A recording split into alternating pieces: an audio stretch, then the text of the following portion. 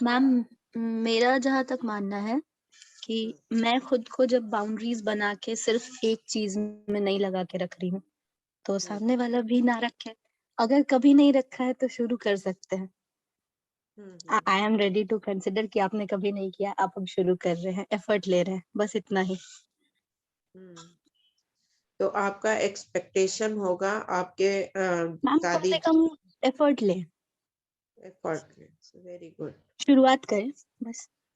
Ma'am, समाज का एक धारणा बन चुका है कि महिलाएं जो हैं वो किचन तक सीमित रहेंगी। उनका डिपार्टमेंट किचन है, उनको हर हाल में किचन का काम संभालना ही है। और अगर वो बाहर से काम करके आती भी हैं तो उनको घर में अकेले खाना बनाना पड़ेगा। और पुरुष अगर किचन में जाते हैं तो उनको भी समाज में सहना पड़ता है, ताना सुनना पड़ता है कि ये तो देखो मौगा हो गया है, ये फलाना ढकना ऐसे हो गया है। तो इस डर से भी पुरुष जल्दी किचन में ही जाते हैं। अगर अंदर से इच्छा भी होती है कि अपनी पत्नी का मदद करे, जैसे वो उस लड़की के पिता उसका हर वक्त मदद करते थे हर एक बुरी परिस्थिति में। तो अगर पति चाहता भी है तो वो नहीं कर पाता है इस चीज में। तो इस कारण भी लड़कियां जब बुरी परिस्थिति में फंसती हैं तो अपनी पति में पिता को ढूंढती हैं। लेकिन अगर पति साथ नहीं देता है तो वो तनाव में आ जाती हैं। वेरी गुड, बहुत सुंदर। यस। और मैम कोई? जैसे महिला वर्ग में आजकल जैसे मतलब मेरा जैसा अपना अनुभव है कि वो अपना वर्चस्व बनाना चाहती है, चाहे पत्नी हो या माँ, जो भी परिवार में अपना वर्चस्व रखना चाहती है। जैसा मतलब कह सकते हैं पुराने जमाने में जैसे दादा दादा होते थे, वो चाहते थे कि मतलब उनके नाम से उनका परिचय हो, उनके परिवार का। तो अब माँ चाहती है कि मेरे नाम से हो, पत्नियां चाहती है मेरे नाम से हो, पति गौन हो जाए। नहीं मतलब घर में जो भी काम हो ना उनके पसंद का हो। अच्छा, बहुत बढ़िया। नेक्स्ट। मैम ऐसा कुछ नहीं है मैम, बस वो अपना सम्मान चाहती हैं कि जैसे कुछ भी काम हो, जैसे कि शादी का जब शादी होता है उस समय भी तो पंडित जी बताते हैं कि आप जो भी कोई ये क्या कहते हैं उसको निर्णय लेंगे तो अपनी पत्नी से उसका साझा करेंगे, साझेदार होंगे, बस वही चाहती हैं औरतें। और ऐसा कुछ वर्चस्व वाली बात ऐसा कुछ नहीं चाहती हैं। वेरी गुड, बहुत बोलिए। ये एक धारणा है कि सिर्फ महिलाएं ही घर में काम करेंगी, मगर ऐसा देखा जाता है कि जब भी महिलाएं बीमार पड़ती हैं या तकलीफ में होती है तो पुरुष उनके साथ देते हैं। तो क्या लड़कियां जीवन भर बीमार रहें?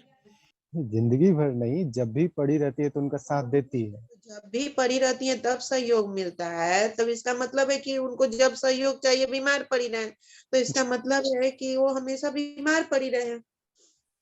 ऐसे बीमार नहीं रहेगी तो सपोर्ट नहीं मिलेगा। मैम वही कह रहे हैं कि सहयोग के लिए कारण ढूंढना नहीं पड़े। हाँ, सहयोग के लिए कारण ढूंढना है, तब तो इसका मतलब है आप ये सभी लड़कियों को बता रहे हैं कि तुम लोग हमेशा बीमार रहना शादी के बाद, तब पति का सपोर्ट मिलेगा। नहीं मैम, मैम हमको लगता है कि संबंध के लिए प्रेम होना ज्यादा आवश्यक है। अगर उसमें प्रेम नहीं होगा और सिर्फ एक कह सकते हैं स्वार्थ होगा तो वो नहीं टिक सकता है संबंध कभी भी। मैम मुझे लगता है ये सब एक्सपेक्ट करने की बात है, बस एक दूसरे से एक्सपेक्टेशन रखना सही है, लेकिन उससे ज्यादा भरोसा जरूरी है। ये होना चाहिए कि जैसे आज एक डिपार्टमेंट हुआ करता था कि घर का काम महिलाएं संभालेंगी और बाहर का काम जो होगा पुरुष संभालेंगे। लेकिन आज परिस्थिति बदल गई। आज महिलाएं भी बाहर जाके काम करती हैं और धन का अर्जन करती हैं। तो उसके बावजूद उनको घर आती हैं तो घर का भी सारा काम संभालना पड़ता है। लेकिन अब पुरुष को भी उसके डिपार्टमेंट में साथ उसका देना चाहिए, तभी उनका जो रिश्ता है वो सुचारू रूप से चल सकता है। बिल्कुल वही बात मैं बोल रही हूँ, एक एक करके मैं आ रही हूँ, उसके बाद हम लोग होंगे। पहला जो आया कि लड़कियों को सपोर्ट कब मिलेगा, जब वह बीमार होंगी, जब वह कमजोर होंगी, जब उन्हें जरूरत अपनी जरूरतों को, वो भी कई बार आप देखेंगे कि स्त्रियां घर में बीमार हैं लेकिन वो मुंह खोल के नहीं बोल रही हैं कि हम बीमार हैं, तो उनको सपोर्ट नहीं मिलता है। उनको मांगना पड़ता है, मैं बीमार हूँ, मैं कमजोर हूँ, मैं उनको मतलब एहसास दिलाना, देखने वाला उनकी तरफ कोई नहीं। तो एक तो ये पक्ष आ जाता है। दूसरा पक्ष आ जाता है कि बराबरी की बात, जैसा संजीव चर्चा उठा रहे थे कि समझना होगा एक दूसरे को, तो एक दूसरे पर होगा, समझना होगा।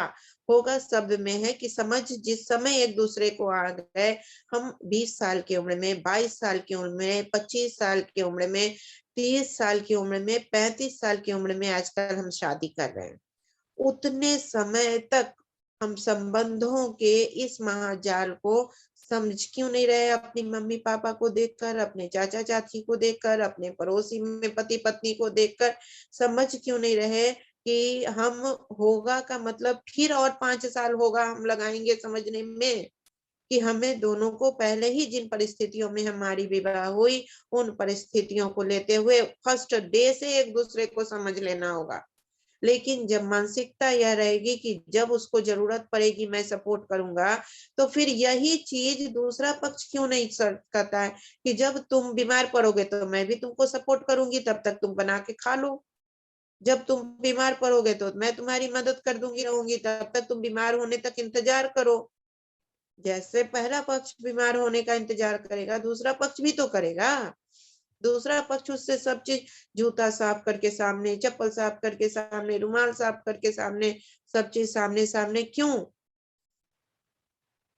नहीं, मेरा यही पॉइंट था। मैं कुछ आगे बोलने वाला था। मैं यही कह रहा हूँ कि ऐसा नहीं है कि लेडीज का काम है किचन में जाकर खाना बनाना तो वो ही खाना बनाए, ठीक है ना मैम। कभी कभी उनको जो पति है वो भी सपोर्ट करे उसको, ऐसा नहीं कभी कि बस कभी उनका क्यों काम। संजीव?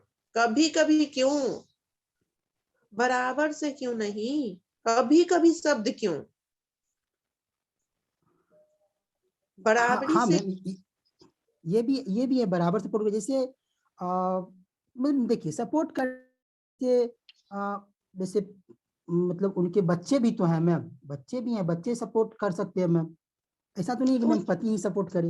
बच्चे दोनों ही के हैं ना बाबू, बच्चे को तो दोनों ही के हैं, बच्चे उनके हैं, मतलब बच्चे सिर्फ माँ के हैं, और नाम लेंगे सब कि मेरे आदर्श पुरुष पापा हैं, और बच्चे हो जाएंगे उस समय माँ के। मैम ये धारणा बदलना होगा समाज को, हम्म, ये धारणा बहुत गलत है। हम्म, क्योंकि मैम हम अपने घर में ही देखते थे, मेरी माँ बीमार होती थी फिर भी उनको खाना बनाना पड़ता था। हमको बुरा लगता था लेकिन हम कुछ कर नहीं पाते थे क्योंकि हम बहुत छोटे थे उस वक्त। लेकिन ये चीज पसंद नहीं था, उनके अलावा जो जेंट्स थे वो खाना बना सकते थे। हम्म। तो वही कम उस समय तो बीत गया, अब भी लेकिन अब धारणा यही है। अब भी हमारे बीच 4 लड़के हैं और 4 लड़कों की यही भावना रहेगी कि जब उसको जरूरत पड़ेगी, जब वो बीमार पड़ेंगी तभी करेंगे। तो फिर हम लोग लड़कियों को ये न्यास योग में ट्रेनिंग दे दें कि बेटा जब शादी करके अपने ससुराल जाओगी तो हर समय बीमार रहना, तभी तुमको सपोर्ट मिलेगा। मैम जैसे मतलब लड़कों से भी ज्यादा एक्सपेक्टेशन रखा जाता है कि मतलब आमदनी का सोर्स लड़कों की तरफ से ही होगा। आजकल तो लड़के लड़की दोनों ही कमा रहे हैं, कर रहे हैं। विचार विमर्श ये कर रहे हैं कि नीही जोरस निकालना और रखना। तो हमको अपने अंदर से, अगर सामाजिक पारिवारिक जीवन जीने के लिए ही हम इतना मेहनत कर रहे हैं, ये सारे संसार में जो मेहनत कर रहे हैं रोजगार प्राप्ति के लिए, वो भी पारिवारिक सामाजिक जीवन जीने के लिए, परिवार बनाएंगे और समाज में आगे बढ़ेंगे। सामाजिक जीवन के लिए कि अच्छा हम रोजगार मिल जाएगा तो हम प्रतिष्ठित होंगे, सामाजिक होंगे, समाज में सभी लोगों के साथ अच्छे करेंगे। तो पारिवारिक सामाजिक जीवन यापन के लिए ही अगर हम सारा रोजगार का उपाय, पढ़ाई लिखाई, शिक्षा, सद्गुणों का आगमन सब चीज कर रहे हैं, तो ऐसी कौन सी गांठ है जिस गांठ के चलते सब उपलब्धि होने के बाद भी वह गांठ हमें पारिवारिक सामाजिक जीवन में एक जैसा नहीं रहने देता है? उस गांठ को हमें समझना होगा, और उस गांठ को समझने के लिए हम लोग यहाँ प्रयास कर रहे हैं कि वह गांठ क्या है, वह सोच क्या है जिसे हमें अब चेतन मन से निकालना है। वही सोच, जैसा संजीव ने कहा, जैसा विवेक ने कहा, जैसा प्रियंका ने कहा कि सारी हमारे अंदर में यह सोच परंपरा से चली आ रही है। तो परंपरागत सोचों को, विशाल ने जैसा कहा, यह भी एक परंपरागत सोच है। तो इन सोच को बदल कर हमें साथ दो पहिया बनकर साथ चलने की सोच डेवलप करनी होगी, तब हम लोग आगे बढ़ पाएंगे। संजीव बार बार इसी बात को कह रहे हैं कि हमें एक जैसा सोचना पड़ेगा। यस, हाँ बोलिए। एडजस्टमेंट भी सही रहेगा इसका उपाय। एडजस्टमेंट क्यों, प्रेम क्यों नहीं? एडजस्ट करना, समझौता करने का मतलब है मन मार कर हम समझौता कर रहे हैं। मैम एक बात बोले, बोल रहे हैं यहाँ पे जो गायत्री परिवार में एक बात बोली जाती है, हम बदलेंगे युग बदलेगा, वो चीज हमें अपनाना चाहिए। बिल्कुल, वो तो सही है कि हम बदलेंगे युग बदलेगा। तो हम बदलेंगे तो हमें पता ही नहीं ना है कि हमें बदलने के लिए करना क्या है। तो पहले वो गांठ क्या है जिसको हमको बदलना है, उस पर विमर्श होगा ना। तो उस पे विमर्श अभी हम लोग वही कर रहे हैं, ताकि वो गांठ समझ में आ जाए कि किस गांठ को, किस गिरह को खोलना है। तो क्लियर हुआ कि किस गिरह को खोलना है विशाल? यस मैम, धारणा को तोड़ना है जो पहले से बनी चली आ रही है। हाँ, पहले से बनी चली आ रही धारणा को कि हमें सपोर्ट तभी करना है जब वो कमजोर हो। तो फिर वहां पे परेशानी होगी कि फिर हमें भी तभी सपोर्ट मिलेगा जब हम कमजोर होंगे। तो क्या दोनों चक्का पंक्चर होना जरूरी है सहयोग के लिए? और पंक्चर चक्का अगर होता रहेगा बारंबार, तो क्या वो गाड़ी आगे बढ़ेगी परिवार की? नहीं मैम, परिवार बनाने के लिए दोनों चक्के का तंदुरुस्त होना जरूरी है। तंदुरुस्त होना जरूरी है, और तंदुरुस्त होने के लिए हमारे मन में यह भाव को खत्म करना जरूरी है कि हम दूसरे पक्ष के बीमार होने का, दूसरे पक्ष के कमजोर होने का इंतजार करें मदद के लिए, बल्कि तंदुरुस्त होने के लिए हर समय एक दूसरे को मदद करें, ताकि दोनों तंदुरुस्त होकर आगे बढ़े।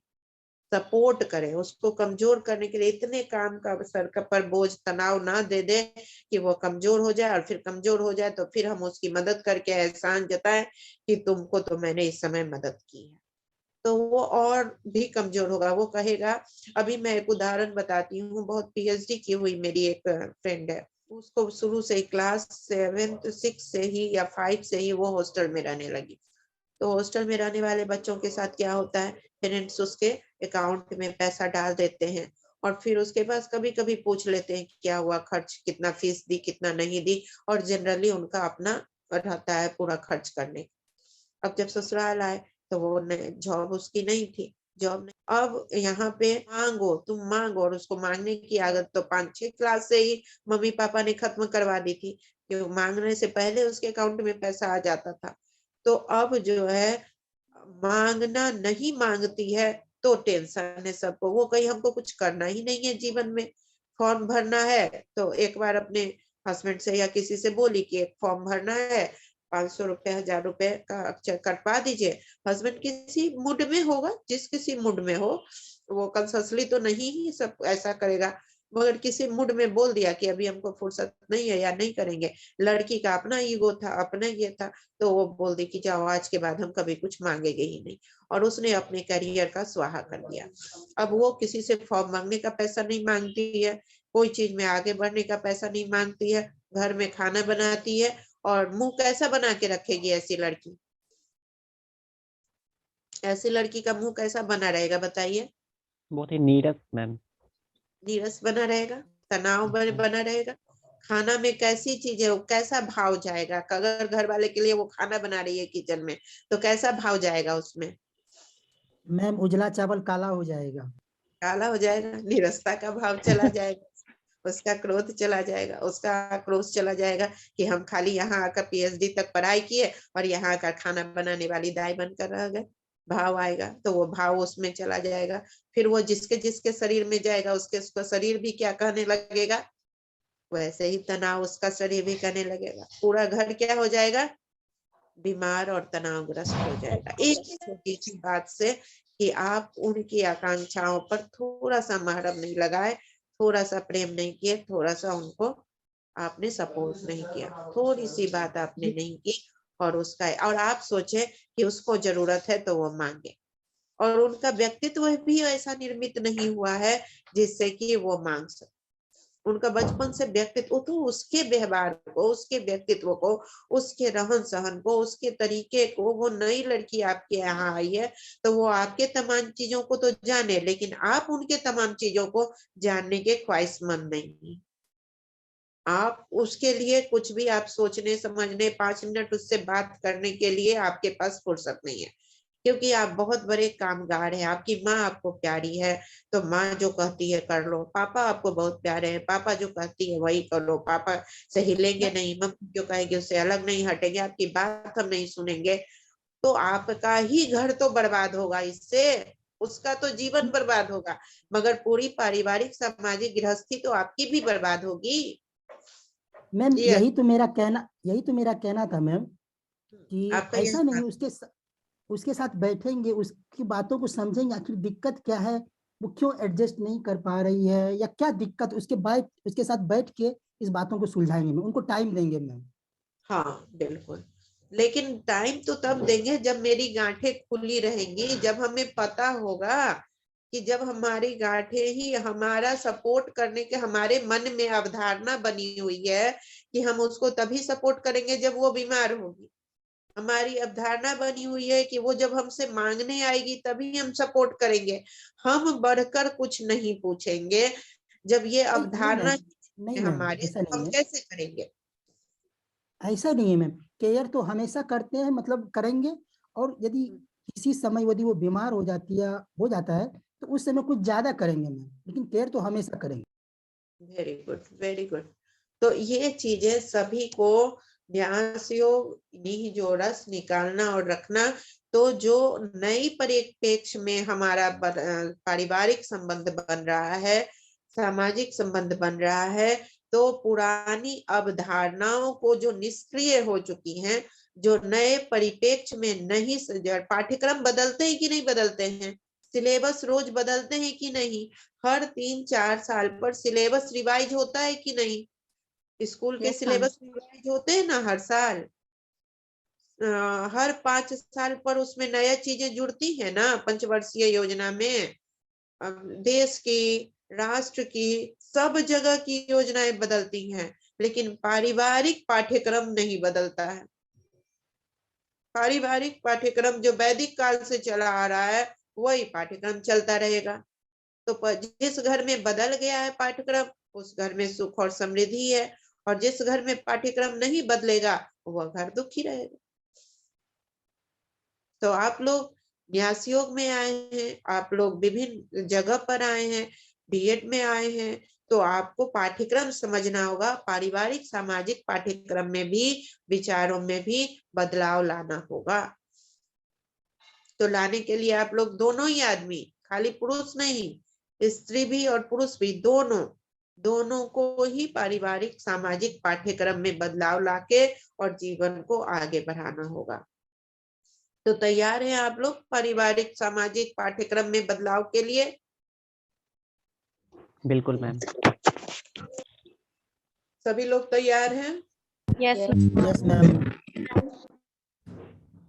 तो अभी आप लोगों का एक होमवर्क रहेगा कि पारिवारिक सामाजिक पाठ्यक्रम, एक कॉपी में एक कॉलम बनाइएगा, पूर्व के पाठ्यक्रम और वर्तमान के पाठ्यक्रम, ठीक है, और पूर्व के पाठ्यक्रम क्या होंगे और वर्तमान के पाठ्यक्रम क्या होंगे, पूर्व में क्या अवधारणाएं थी, सिर्फ पति पत्नी संबंधों में अभी ले जाइए, बाद में और संबंधों में ले जाएंगे, या दाम्पत्य जीवन का पाठ्यक्रम, ठीक है, दाम्पत्य जीवन का पाठ्यक्रम हो जाएगा, और एक कॉलम बना लीजिएगा, पूर्व के पाठ्यक्रम और संशोधित पाठ्यक्रम, ठीक है, और इधर पूर्व का लिखिएगा कि बीमार पड़ने पर हम पत्नी की सहायता करते थे, और इधर लिखिएगा कि नहीं, हर समय हमें सहायता करना है।